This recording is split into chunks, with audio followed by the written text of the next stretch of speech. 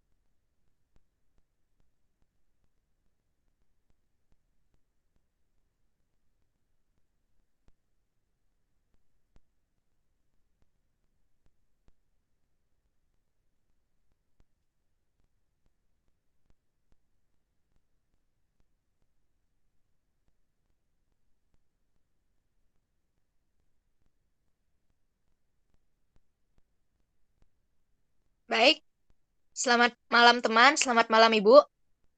Om Swastiastu.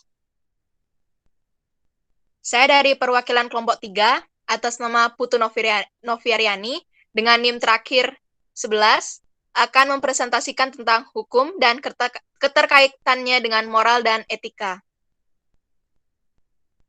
Dengan anggota kelompok yang pertama yaitu saya sendiri dengan nomor NIM terakhir 11. Yang kedua yaitu Nikade Eta Estafiona, NIM terakhir 17. Ikomang Erika Laksmi, nomor NIM terakhir 19. Komang Triapsari Putri, NIM terakhir 23. Iputu Diva Puspitayanti, NIM terakhir 31. Dan Ida Ayu Made Adi Kesumadewi, NIM terakhir 38. Baik, di sini saya akan mempresentasikan tentang hukum dan keterkaitannya dengan moral dan etika. Ada 3 topik pembahasan, yaitu yang pertama hukum praktek kebidanan, yang kedua ada hukum keterkaitan hukum dengan moral dan etika, dan yang ketiga yaitu ada pentingnya landasan hukum dalam praktek profesi.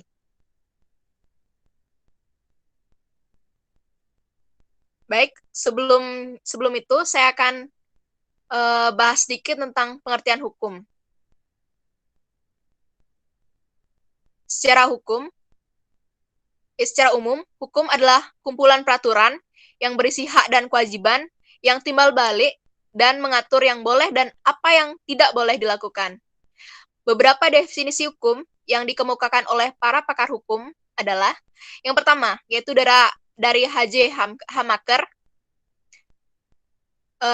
yang menyatakan bahwa hukum merupakan seperangkat aturan yang menunjukkan kebiasaan orang dalam pergaulannya dengan pihak lain di dalam masyarakat.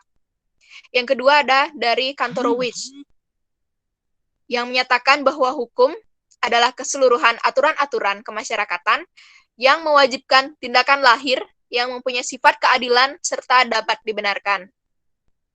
Yang ketiga yaitu ada dari Holmes yang menyebutkan bahwa hukum adalah apa yang diramalkan akan diputuskan oleh pengadilan. Yang keempat ada dari John Locke yang menyatakan bahwa sesuatu yang ditentukan oleh warga masyarakat pada umumnya tentang tindakan-tindakan mereka untuk menilai atau mengadili mana yang merupakan perbuatan yang jujur dan mana yang merupakan perbuatan yang curang. Terakhir yaitu ada dari Immanuel Kant yang menyatakan bahwa hukum adalah keseluruhan kondisi-kondisi di mana terjadi kombinasi antara keinginan-keinginan pribadi orang lain sesuai dengan hukum tentang kemerdekaan. Baik, selanjutnya saya akan mempresentasikan tentang hukum dan keterkaitannya dengan moral etika. Etika tidak bisa terlepas dari masalah moral dan hukum, karena ketiganya berhubungan erat dan saling mempengaruhi satu sama lain. F.A. Muluk tahun 2002 menyatakan bahwa etika, moral, dan hukum merupakan the guardian atau pengawal bagi kemanusiaan. Ketiganya mempunyai tugas dan kewenangan untuk memanusiakan manusia dan memperadab manusia. Etika merupakan ilmu yang menyelidiki tingkah laku moral. Oleh karena itu, ada 3 pembagian etika, Yang pertama, yaitu ada etika deskriptif, yang melukiskan tingkah laku moral dalam arti luas. Misalnya, adat kebiasaan, anggapan-anggapan tentang baik buruk, tindakan-tindakan yang diperbolehkan atau tidak diperbolehkan. Yang kedua, ada etika normatif, yaitu etika yang bersifat preskriptif atau memerintah. Tidak melukiskan, melainkan menentukan benar atau tidaknya tingkah laku. Yang ketiga, yaitu ada metaetika, yang mengarahkan pada arti khusus dari bahasa etika. Metaetika itu berasal dari kata meta, yang artinya yang artinya dalam bahasa Yunani melebihi atau melampaui. Etika dan hukum memiliki tujuan yang sama, yaitu mengatur tertib dan tentramnya pergaulan hidup dalam masyarakat. Pelanggaran etika tidak selalu merupakan pelanggaran hukum, tetapi sebaliknya, pelanggaran hukum hampir selalu merupakan pelanggaran etika. Etika hanya bisa bergerak sebatas memberi peringatan dan tuntunan. Sedangkan hukum dengan dasar etika yang jelas bisa memberikan sanksi yang lebih jelas dan tegas dalam bentuk tuntutan. Hukum berhubungan erat dengan moral. Hukum membutuhkan moral. Hukum tidak mempunyai arti kalau tidak dijuai moralitas. Sebaliknya, moral juga berhubungan erat dengan hukum. Moral hanya sebatas hal yang abstrak saja tanpa adanya hukum. Contohnya, aborsi tanpa adanya persetujuan dari pihak medis yang berwenang adalah tindakan moral yang tidak baik. Supaya prinsip etis ini berakal di masyarakat, maka harus diatur dengan hukum. Selanjutnya itu ada persamaan, perbedaan, serta perbedaan antara moral dan hukum. Yang pertama yaitu persamaannya. Antara moral dan hukum, keduanya sama-sama bertujuan untuk menciptakan keteraturan dalam kehidupan bermasyarakat, berbangsa, dan bernegara. Perbedaannya yaitu ada beberapa. Yang pertama, hukum itu ditulis sistematis, disusun dalam kitab undang-undang, mempunyai kepastian lebih besar dan bersifat objektif. Sedangkan moral bersifat subjektif, tidak tertulis dan mempunyai ketidakpastian lebih besar.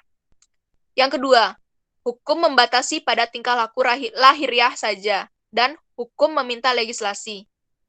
Sedangkan moral itu menyangkut sikap batin seseorang.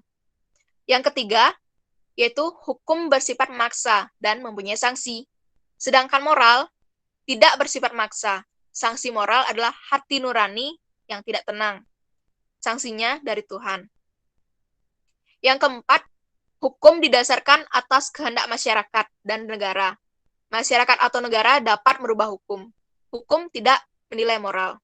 Sedangkan moral didasarkan pada norma moral yang melebihi masyarakat dan negara. Masyarakat dan negara tidak dapat merubah moral. Moral menilai hukum. Selanjutnya yaitu ada pentingnya landasan hukum dan praktek profesi. Aspek hukum dan keterkaitannya dengan pelayanan atau praktek bidan dan kode etik. Beberapa contoh peraturan perundang-undangan dan undang-undang yang terkait dengan praktik bidan adalah yang pertama, ada Kemenkes RI nomor 900 /Menkes /SK/7 /2002 tentang registrasi dan praktik bidan, merupakan revisi dari Permenkes nomor 572 /Menkes /6/1996 yang mengatur tentang registrasi dan praktik bidan. Kemenkes ini terdiri dari 11 bab dan 47 pasal. Oke, selanjutnya ada undang-undang tentang aborsi. Ada definisi abortus secara medis, yaitu adalah keluarnya hasil konsepsi sebelum janin mampu hidup di luar rahim, yaitu selama 20 minggu.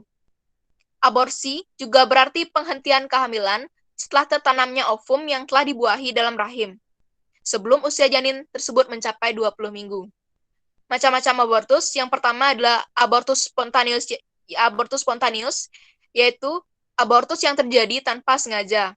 Yang kedua, ada abortus provokatus, yaitu abortus yang dilakukan dengan sengaja atau dibuat-buat. Atau ada dua macam abortus provokatus, yaitu yang pertama abortus provokatus therapeuticus dan abortus provocatus criminalis. Pengguguran kandungan merupakan tindak pidana kejahatan terhadap kemanusiaan. Tidak ada batas umur kehamilan yang boleh digugurkan. Dasar hukum abortus adalah sebagai berikut. Yang pertama adalah KUHP bab 19 tentang kejahatan terhadap nyawa orang.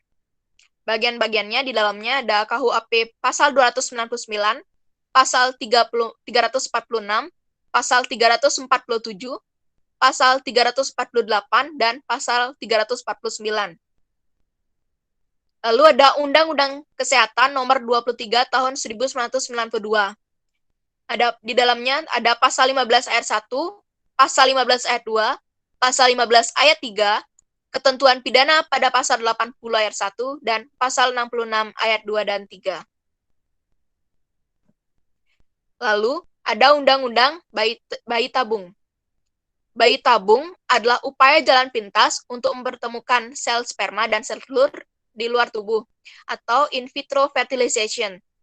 Setelah terjadi konsepsi, hasil tersebut dimasukkan kembali ke dalam rahim ibu atau embryo transfer, sehingga dapat tumbuh menjadi janin sebagaimana layaknya kehamilan biasa. Status bayi tabung ada 3 macam. Yang pertama, ada inseminasi buatan dengan sperma suami, ada inseminasi buatan dengan sperma donor, dan ada inseminasi buatan dengan model titipan. Dasar hukum pelaksanaan bayi tabung di Indonesia adalah Undang-Undang Kesehatan Nomor 23 Tahun 1992. Yang pertama, pasal 16 ayat 1, kehamilan di luar secara alami dapat dilaksanakan sebagai upaya terakhir untuk membantu suami istri mendapat keturunan. Yang kedua, yaitu upaya kehamilan di luar secara alami, sebagaimana dimaksud dalam ayat 1, hanya dapat dilakukan oleh pasangan suami istri yang sah dengan ketentuan. Yang pertama, hasil pembuahan sperma dan ovum dari suami istri yang bersangkutan ditanamkan dalam rahim istri dari mana ovum berasal. Yang kedua, dilakukan oleh tenaga kesehatan yang mempunyai keahlian dan kewenangan untuk itu. Yang ketiga, ada pada sarana kesehatan tertentu. Penjelasan dari pasal 16 tersebut jika secara medis dapat dibuktikan. Lalu ada ketentuan mengenai persyaratan penyelenggaraan kehamilan di luar secara alami sebagaimana dimaksud dalam ayat 1 dan ayat 2 ditetapkan dengan peraturan pemerintah. Contoh berikutnya yaitu Undang-Undang tentang Adopsi. Lalu ada Undang-Undang Nomor 13 Tahun 2003 tentang Ketenagakerjaan, dan Permenkes 749A tahun 1989 tentang rekam medis. Baik, jadi kesimpulannya, hubungan hukum atau perikatan antara bidan dengan pasien terbentuk atas dasar perjanjian atau undang-undang. Di dalam perikatan selalu ada prestasi. Pengertian prestasi adalah memberikan sesuatu, berbuat sesuatu, dan tidak berbuat sesuatu. Pihak yang gagal berprestasi disebut wan prestasi atau ingkar janji. Menurut Prof. Willa Chandrawilata S., hanya bahwa terdapat 2 doktrin hukum perikatan, yaitu perikatan hasil, prestasinya berupa hasil tertentu, perikatan ikhtiar, prestasinya hasil tertentu. Lalu, hubungan perikatan antara bidan dengan pasien termasuk dalam kategori perikatan ikhtiar.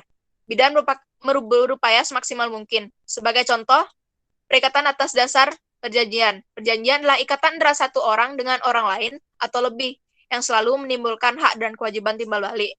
Perjanjian selalu merupakan perbuatan hukum. Baik, sekian presentasi dari saya. Apabila ada kesalahan kata, saya mohon maaf. Saya ucapkan Prama Santi. Om Santi Santi Santi Om.